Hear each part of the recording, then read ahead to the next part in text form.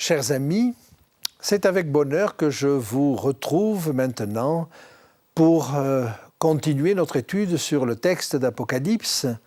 Mais là, vraiment, nous allons rentrer pour la première fois dans la vision de Jean. Et je vous invite à lire ce qu'est cette vision inaugurale, car vous comprenez bien qu'elle va donner le ton de tout le livre. Eh bien, lisons ensemble au chapitre 1, les versets 12 à 21, tout en nous rappelant que si c'est la vision inaugurale de l'ensemble du texte, c'est aussi et spécialement la vision inaugurale des 7 églises. Apocalypse 1 et au verset 12. Je me retournai pour connaître quelle était la voix qui me parlait, et après m'être retourné, je vis 7 chandeliers d'or. Et au milieu des 7 chandeliers, quelqu'un qui ressemblait à un fils d'homme, vêtu d'une longue robe, et ayant une ceinture d'or sur la poitrine. Sa tête et ses cheveux étaient blancs comme de la laine blanche, comme de la neige. Ses yeux étaient comme une flamme de feu. Ses pieds étaient semblables à de l'airain ardent, comme s'il eût été embrasé dans une fournaise, et sa voix était comme le bruit des grandes eaux. Il avait dans sa main droite 7 étoiles. De sa bouche sortait une épée aiguë à 2 tranchants, et son visage était comme le soleil lorsqu'il brille dans sa force. Quand je le vis, je tombai à ses pieds comme mort. Il posa sur moi sa main droite en disant « Ne crains point, je suis le premier, le dernier et le vivant. J'étais mort et voici je suis vivant au siècle des siècles. Je tiens les clés de la mort et du séjour des morts. Écris donc les choses que tu as vues, celles qui sont et celles qui doivent arriver après elles. Le mystère des 7 étoiles que tu as vues dans ma main droite et des 7 chandeliers d'or. Les 7 étoiles sont les anges des 7 églises et les 7 chandeliers sont les 7 églises. Jean va donc se retourner pour savoir qui l'interpelle avec cette forte voix, comme le son d'une trompette. Il ne voit pas d'abord de personnages. Ce qu'il voit d'abord, ce sont des chandeliers. Et il va voir au milieu des chandeliers quelqu'un circuler, mais il ne semble pas que ce soit ce personnage qui l'interpelle. La preuve, me semble-t-il, nous en est donnée quand nous entendrons la même voix au chapitre 4 et au verset 1er. Après cela, je regardai, et voici une porte était ouverte dans le ciel. La première voix que j'avais entendue comme le son d'une trompette et qui me parlait, dit « Monte ici, et je te ferai voir ce qui doit arriver dans la suite. » Le texte nous a avertis. Dieu a donné sa révélation à Jésus, qu'il a donnée à l'ange, et c'est l'ange qui la donne à Jean. Il est donc probable que cette voix qu'il entend, c'est la voix de l'ange. Après, nous verrons comment il est interpellé par Jésus. Alors, il nous faut bien remarquer que ce qu'il voit en premier, ce sont les 7 chandeliers d'or. Évidemment, pour lui, cela évoque le sanctuaire qu'il connaît bien, avec son parvis, son lieu très saint et son lieu saint. Et vous avez là un schéma qui vous indique comment était orienté le sanctuaire du désert. Il était ouvert vers l'est. Et vous pouvez voir que le lieu saint s'ouvrait vers l'est. 2 fois plus long que le lieu très saint, qui était une pièce cubique Et ensuite, vous voyez que cette tente, puisque c'était une tente, était au milieu d'un parvis, et le parvis était lui-même entouré d'une palissade. Il ne s'agit plus du sanctuaire terrestre. Le sanctuaire terrestre a été détruit.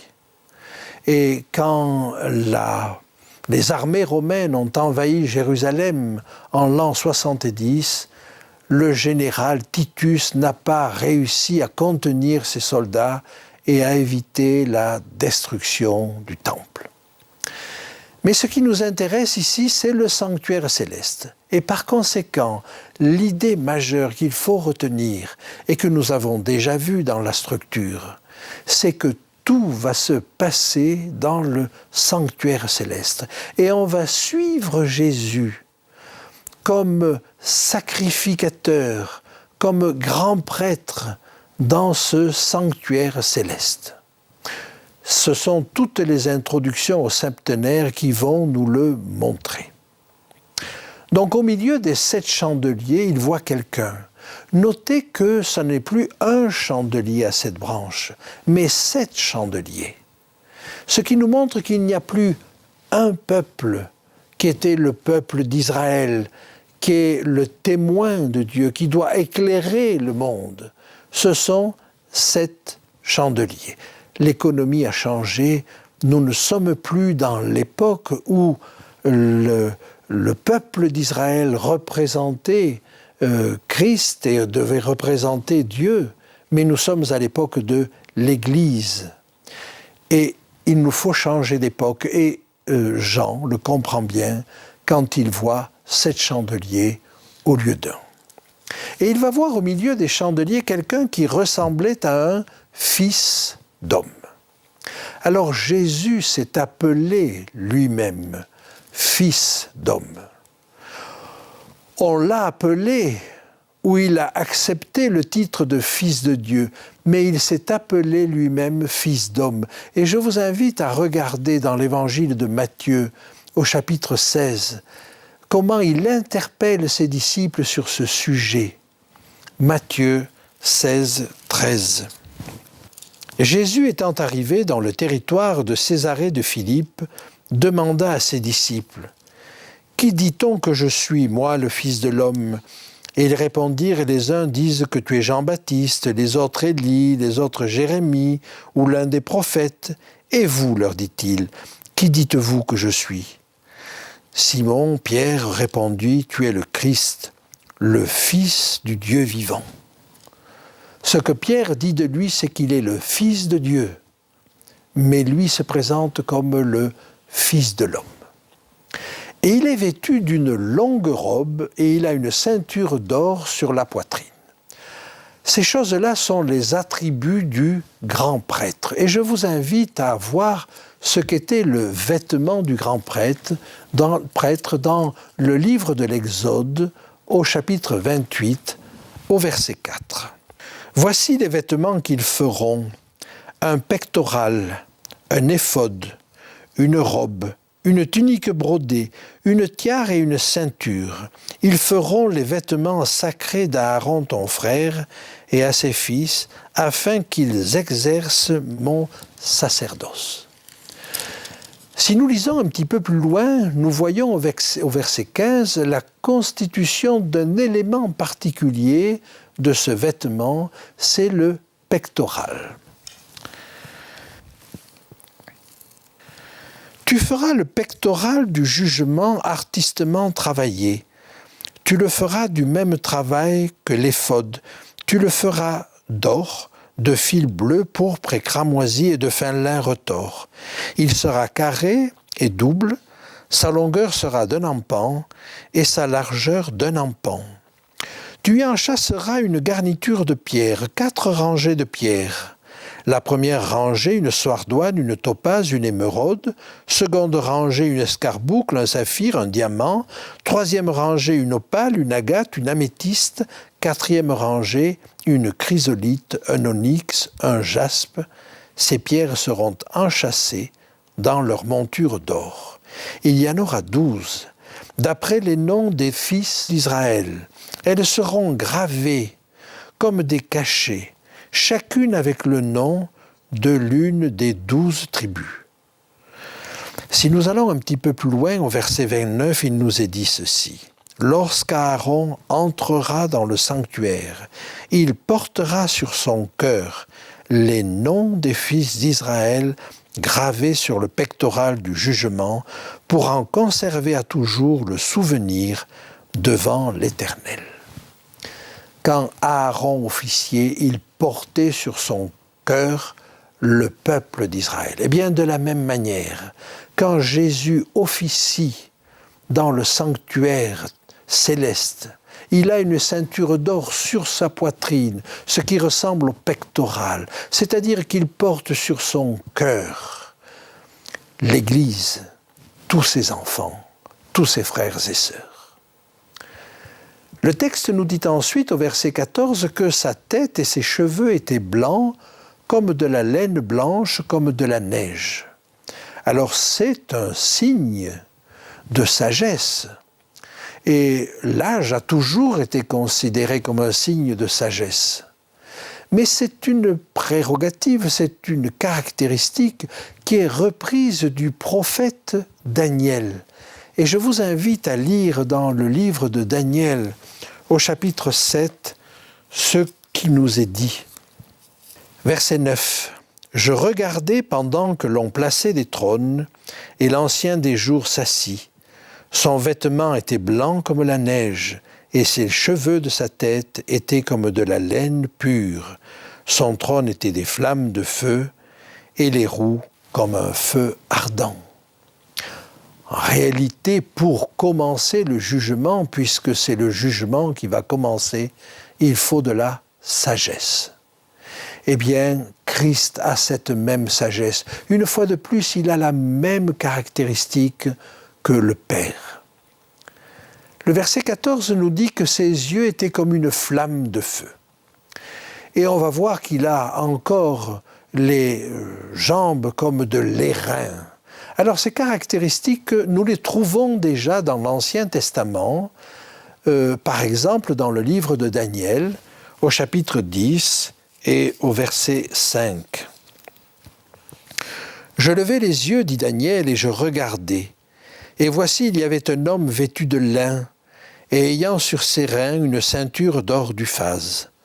Son corps était comme de chrysolite, son visage brillait comme l'éclair, ses yeux étaient comme des flammes de feu, ses bras et ses pieds ressemblaient à de l'airain poli, et le son de sa voix était comme le bruit d'une multitude. » La description est tellement saisissante qu'on peut comprendre à travers cela que le personnage que Daniel a vu n'est autre que Jésus.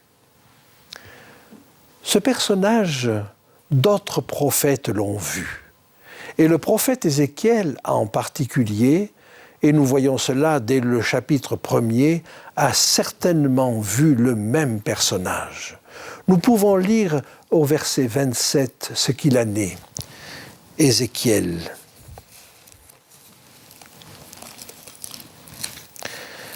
Chapitre 1, verset 27.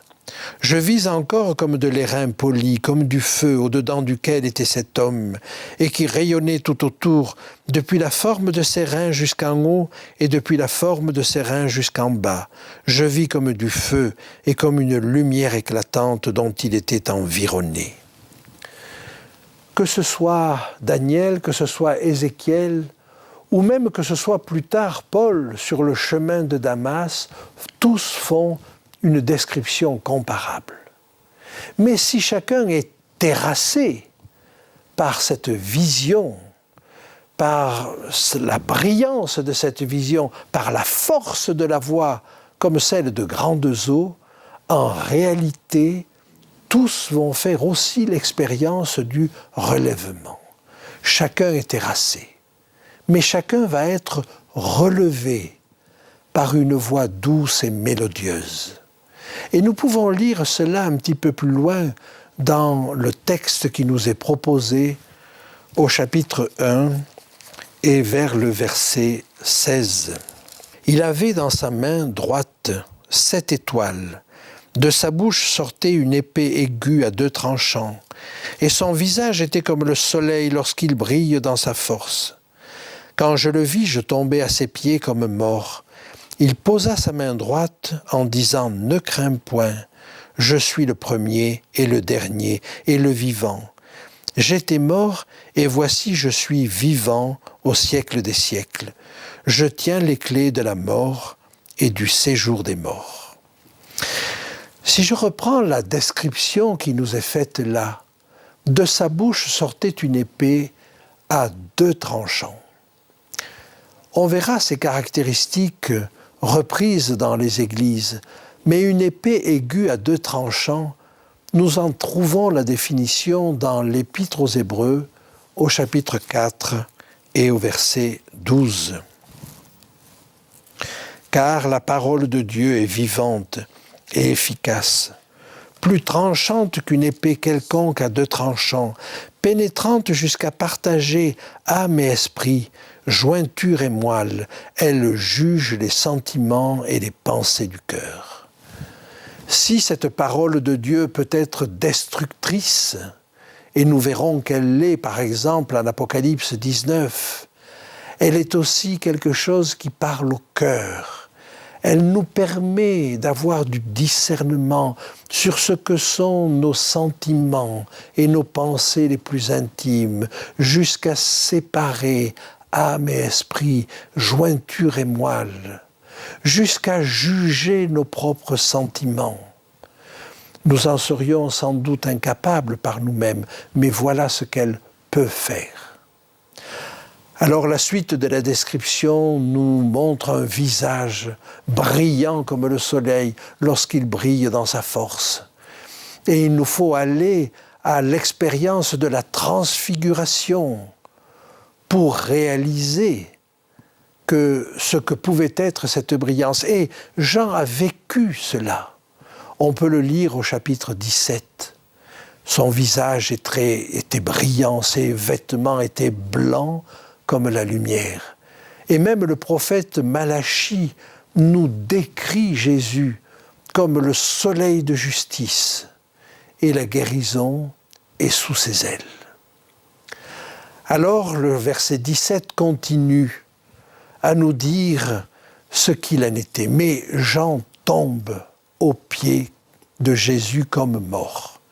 Et tous ceux qui ont fait la même expérience, qui ont vu Jésus comme Ézéchiel ou comme Paul, vont faire la même expérience. Ils sont terrassés. Nous pouvons noter que quand Jean va s'adresser à l'ange, il n'est pas terrassé. Mais là, Ézéchiel, Daniel, Paul sont terrassés par cette vision extraordinaire. Lisons éventuellement ce que nous en dit Paul dans le livre des Actes au chapitre 9. Actes chapitre 9, les versets 3. Comme il était en chemin et qu'il approchait de Damas, tout d'un coup une lumière venant du ciel resplendit autour de lui. Il tomba par terre et il entendit une voix qui lui disait « Saul, Saul, pourquoi me persécutes-tu » Il répondit « Qui es-tu, Seigneur » Et le Seigneur dit « Je suis Jésus que tu persécutes. Il te serait dur de regimber contre les aiguillons. » Tremblant et saisi d'effroi, il dit « Seigneur, que veux-tu que je fasse » Et leur Seigneur lui dit « Lève-toi, entre dans la ville, et on te dira ce que tu dois faire. » Alors, Jésus se présente à lui comme le premier et le dernier. Dans le livre du prophète Ésaïe, au chapitre 44 comme au chapitre 48, le premier et le dernier est en relation avec la prophétie. Il est le premier à la donner, il est le dernier qui va la réaliser. Eh bien, nous sommes exactement dans ce cadre-là. Et il va dire « Je suis le vivant. J'étais mort et voici, je suis vivant au siècle des siècles. » Quand Darius, le roi Mède, va se trouver confronté à Daniel, au prophète Daniel, et va vouloir l'aider, qu'il a été obligé de le jeter dans la fosse aux lions, il va quand même lui parler le matin. Et il va lui dire, est-ce que le Dieu, ton Dieu, ce Dieu vivant dont tu me parles, a pu te délivrer? C'est ainsi que le roi Darius va parler à Daniel. Donc la caractéristique de ce Dieu, c'est d'être vivant, c'est-à-dire d'intervenir dans la vie. Contrairement à toutes les idoles qui pouvaient exister de bois et de pierre, qui ne peuvent pas bouger, qui ne peuvent pas écouter, qui ne peuvent pas répondre. Notre Dieu est un Dieu vivant. Et il lui dit, écris donc les choses que tu as vues, celles qui sont et celles qui doivent arriver après elles, indiquant ainsi qu'il s'agit d'une prophétie. Les 7 étoiles, lui dit-il, ce sont les 7 anges des 7 églises. Et il est probable qu'à chaque époque, il y a eu des personnes envoyées par Dieu qui ont pu être des chefs, des dirigeants, des leaders dans leur église. Et il y a sans doute eu un leader par époque. Et il finit en disant, les 7 chandeliers sont les 7 églises. Alors, face à ces 7 chandeliers que nous trouvons en début de vision et que nous trouvons à la fin de vision, nous pouvons nous poser la question, est-ce que je suis un chandelier? Est-ce que tu es un chandelier? Est-ce que ta vie éclaire autour de toi? Est-ce qu'elle reflète la lumière qui émane de Jésus? Il est la lumière du monde. C'est ce qui nous est dit dans l'évangile de Jean au chapitre 8 et au verset 12. Mais il nous dit aussi dans l'évangile de Matthieu, vous êtes la lumière du monde. Est-ce que votre vie, est-ce que votre parole éclaire autour de vous? Jésus a également dit, vous êtes le sel de la terre. Est-ce que notre vie, est-ce que nos paroles, est-ce que le message que nous donnons autour de nous donne du goût à la vie de ceux qui nous entourent? Telle est la question que nous pose ce texte.